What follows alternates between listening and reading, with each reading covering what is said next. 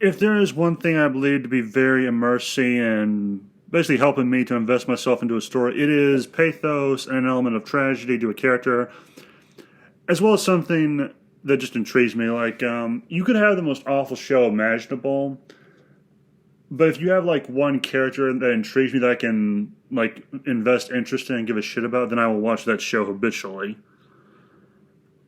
Um, Cyberpunk actually offers you the chance to maximize this in the world of Cyberpunk 2077. I won't mince words here. This game was a disappointment, but I think that should be put aside for the sake of this, which is there were three life paths presented to us players in the game, similar to how in Dragon Age Origins we could choose an origin for our Warden character. The three options being Nomad, Street Kid, and Corpo. The first of these life paths, I would argue, feels to be the most appropriate for the story to unfold in Night City. Allow me to elucidate. V is someone who comes to or returns, if you're a street kid, to Night City and becomes a merc, doing any work to come his way and making a name for himself and his friend Jackie. In the nightmare city of dreams, as they strive to become legends, one of these jobs goes sideways, and he finds himself figuratively bent over a barrel with one of the worst hands possible or imaginable. I think being a nomad offers the most ideal contribution, narratively speaking, in terms of the tragedy of V's circumstance, as V came to Night City for the purpose of becoming a somebody, like Morgan Blackhand or any of the other legends of that city, but instead he loses his best friend and learns his mind is slowly being taken over by Johnny Silverhand, who could be considered a terrorist. For those of you who are unaware and didn't play the game, he basically destroyed a building with a nuke. I think it was a nuke. Anyway, I say this because Nomad V left behind his clan after they merged with the Snake Nation and came to Night City believing it would be better for him down the line, but instead it proved to be the worst possible thing he could have done. If I'm being perfectly honest, this type of bending over the barrel is pretty much par for the course when it comes to Night City. You would be better off avoiding it like the plague. Or California on an average day, but anyway. This nightmare of a metropolis is almost like the Deadwood of science fiction. Well, sort of.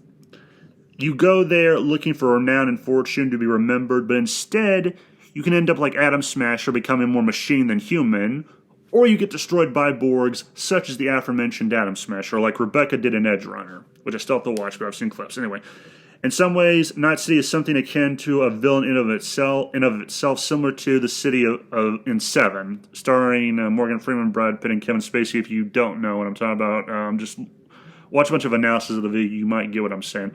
Instead of developing apathy like that city did, it made you develop. Everyone there seemed apathetic except Morgan Freeman. Well, everyone there seemed to be apathetic to things that should concern them, but they didn't give a shit. This damn city, Night City, either chews you up and spits you out, or makes you become something less than human in order to get anywhere in life. So yeah, what happened to V is pretty much normal. For that city anyway. In addition to this, as a nomad, V is the ultimate outsider, which is a type of character I love to write about, so right away this gave it even more appeal to me. He had no connection to the denizens of Night City or the gangs or the corps involved with the city, thus making it ideal for a new player.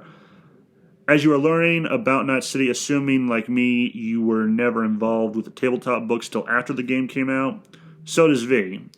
So this life path offered, at least for me, a little more immersion.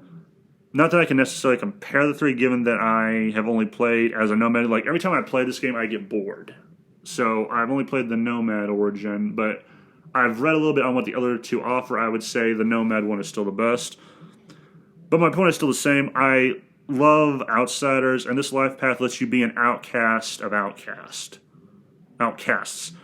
The game has more issues than a DC comic, mostly that I struggle when playing to give a shit.